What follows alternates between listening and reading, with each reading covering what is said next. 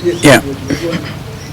Okay, ladies and gentlemen, I want to make this statement, but in the company of Secretaries General of Azimio la Umoja Coalition, who have actually kindly joined me from the various parties, the 20 or so political parties, and it is with regard to the policy decisions that President William RUTO has been making without cabinet approval.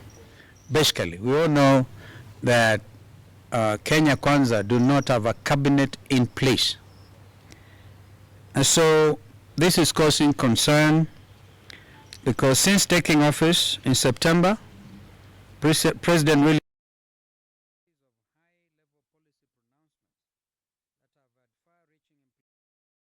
on the direction his regime intends to move and the future of our country in general.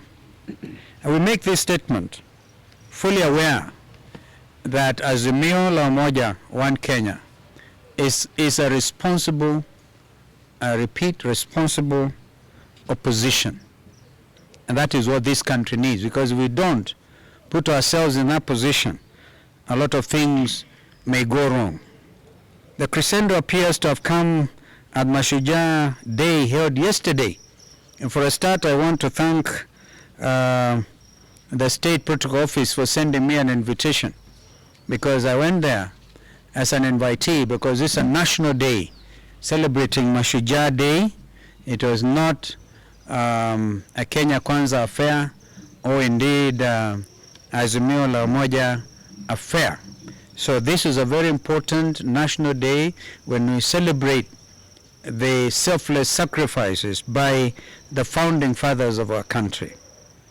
At the event, President Ruto made a long list of declarations, including specifics on the Hustler Fund and how it will operate, irrigation, housing, universal health care, probe into the DCI, afforestation, among others. I think I've already planted over 300 trees, so I may want to lay claim on that pronouncement. But good as it is actually made in a manner that is very discomforting. It is significant that the President said his government had reached out to his East African neighbors to start local manufacturing as a mid-term remedy. According to the President, a decision has also been taken to construct at least 100 dams through quote-unquote public-private partnerships to create the land under cultivation. These pronouncements pile on top of others like creation of fund for the judiciary and the police. Our Constitution decrees that the executive, which is headed by the President, consists of the President, the Deputy President, and the rest of the Cabinet. The President, as a head of state and government, exercises the executive authority of the Republic with the assistance of the Deputy President and the Cabinet Secretaries. The Constitution does not give leeway to the President to impose decisions on the country just because he is the President. As far as Kenyans know, Ruto has no cabinet. His nominees for Cabinet Secretaries are currently undergoing the mandatory vetting by the National Assembly. Nominees for Principal Secretary positions are equally going through the same vetting process. As believers in our Constitution 2010, the rule of law and due process, we are deeply concerned about the trajectory the regime is taking. We are constrained to ask, in the absence of a cabinet, who is making these decisions and coming up with the fundamental proposals that President Ruto is declaring? Is the outgoing cabinet making fundamental and binding decisions for the incoming cabinet? Are the members of proposed cabinet that is being vetted already making decisions before they are sworn in and are able to take the oath of office? Is President Ruto acting alone? Who is making these fundamental policy decisions? Who prepared the report leading to the ongoing purge of the DCI? Who decided that we can manufacture fertilizers jointly with a neighboring country or to build dams on a PPP basis. Ruto appears to be shifting fundamental decision making from the government to himself and perhaps partially to his party. We fear that these events are early insight into the intentions of Kenya Kwanza leadership and administration and the future direction of the regime. Ruto is slowly working to increase his personal control over the regime. He's steadily moving away from the more collective and collegial leadership style characteristic of his predecessors. And some of us had have time to work with President Kibaki and more recently President Uhuru with regard to the consultative nature of cabinet decision making. And for example, when we took the decision in 2012 not to lift the ban on GMO, and we are still waiting to hear. And happily President Ruto was there for 2 hours listening to him. He didn't make mention to that controversial statement about genetically modified foods. We are staring at the emergence of a personalized dictatorship in which a leader decides to avoid constraints and believes he does not need to consult anyone or any institution on decision making. We are seeing a leader's personal philosophies, fears, and ambitions being presented to the country as policies. It is a one-man show, simply put. From both history and experience, we know the leaders who came to power and immediately embarked on chipping away at the constraints on their rule over a span of years and ultimately emerged as highly dangerous autocrats.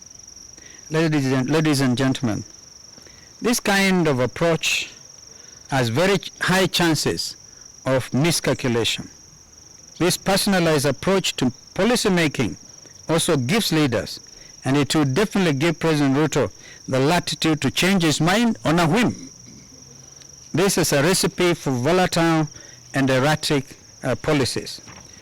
I want to conclude by saying this is our advice to President William Ruto, Kenya Kwanza team, that Kenya is watching. At this particular time, I don't know whether they know the state of insecurity on the border between Tana River County and Kitui County has reached an alarming rate, where it's like free for all. Citizens are being butchered, and innocent animals like camels are also being butchered. And we don't hear anything. But worse still, at this time when Kenyans are hurting, poor school children are getting thrown out of school, and there's no food at home, what they call home. So, even as they await the recommendations of the task force, and Kenya is no short of task forces. I was once Minister for Education, and I had a task force for education. Came up with a report called Ticket, because we felt we were overworking our children and people like those. What we need is to give our children quality education. What these children need to do is to be in school, not out of school. When they are, the parents have nothing to place on the table because of the high cost of living, because this regime already seems to be insensitive to the suffering of our people. Kwa hivyo, mimi nawasihi tu, Wakenya ingawaje tuko na uvumilivu wa hali ya juu, tusife moyo. Hasa wakati kama huu, tunatarajia Mungu atujalie tupate mvua ya msimu, tupande vyakula vyetu, lakini tusipande vya GMO tafadhali. Ukipanda GMO basi umekwisha, now you'll not be able to replicate even your seeds. We have to stand for what is in the best interest of us, the current generation, and the future generations of Kenyans. We will do so fearlessly, but with due regard to the rights we have under our Constitution. President Ruto himself was on record as saying he wants to have a working official position. And I think we're moving in that direction. So it should not be seen that we want to topple anything we want to be rough about anything, but these are issues of the day that are important. As Azimio la Umoja One Kenya, we are putting our house in order, absolutely in order, to be a working, relevant, official position. May God bless our country once again. Sikupata nafasi jana ya ingawaji nilipata kadi na nikaelekea kule. Sikupata nafasi kuambia Wakenya wenzangu happy Mashujaa Day. Nyinyi ni mashujaa bado. Na ushujaa huo ni lazima basi upatiwe mwelekeo. Kienda Kombo tukiaona hatuna hata nguvu za kusema hili haliwezekani ama hili halifai. Kwa hivyo Mungu abariki Kenya na Kenya wenzetu. We thought that in the absence of a cabinet, the president has just to be patient. Yesterday was his first public engagement on a national day. He didn't have to take that route where he opens himself to the kind of criticism that all of us are able to articulate today. Asanteni. Kama kuna swali. Thank you. Philip, maybe consult a bit.